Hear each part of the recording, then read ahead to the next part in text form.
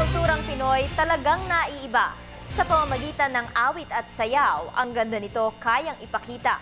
Sa isang paaralan sa Makiling, Laguna, nililinang ang pangarap at talento ng kabataang Pilipino upang ang kanilang husay maipakilala sa buong mundo. Ito ang Philippine High School for the Arts. Balitaan mo kami, Benj Bondo. Yaman ng ating lahi. Ito ang ating kultura. Ang yamang ito kayang maipagmalaki sa pamamagitan ng teatro, awit at sayaw. At ang mga elementong ito ng ating kultura, buhay na buhay sa ating mga kabataang nangangarap na maging mahuhusay na tagapagtanghal sa kinabukasan. Ito ang adhikain ng Philippine High School for the Arts. Mula nang maitayo noong 1979, nagsilbi na itong isang institusyon para sa mga kabataang nais linangin ang talento sa sayaw, awit, ballet at iba pang performing arts.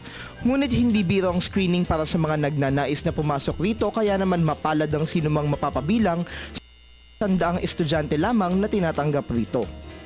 Tinitest namin sila sa kanilang expertise sa anumang art, gaya ng dance, ballet and folk dance. Tapos sa visual arts, sa TA, ganun po. Tapos meron silang written exam, parang IQ test. So Tapos, sir, may entrance exam din? meron po.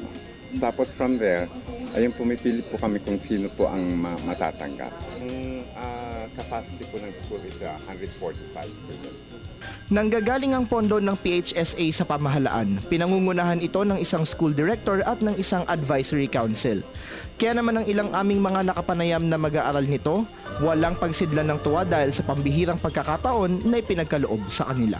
Masaya po, kami pong 5, fourth year graduating po kami ngayong year. So masaya po kami dahil matatapos na, pero matatapos na pero masaya po dahil para sa amin nag-improve po kami sa arts and Natulungan po kami ng school. Hindi lang po sa arts, pero pati rin po sa buhay. Like, experience-wise. Feeling po namin kami po yung isa sa pinakaswerte ng mga bata sa buong Pilipinas. Kasi selected po kami. Ang Pilipinas, napaka-culturally rooted tayo eh. Yung mga dances natin, yung ating mga arts. So that's what we are trying to encourage to these students na ang art natin is also up there in level with other professions. Kaya that's what I think this school is all about. So it's not just like being a doctor, a lawyer, or an engineer, but if you can be an artist as well. So nasa mga level po na ang ano. Para sa Telebisyon ng Bayan, Benj Bondok.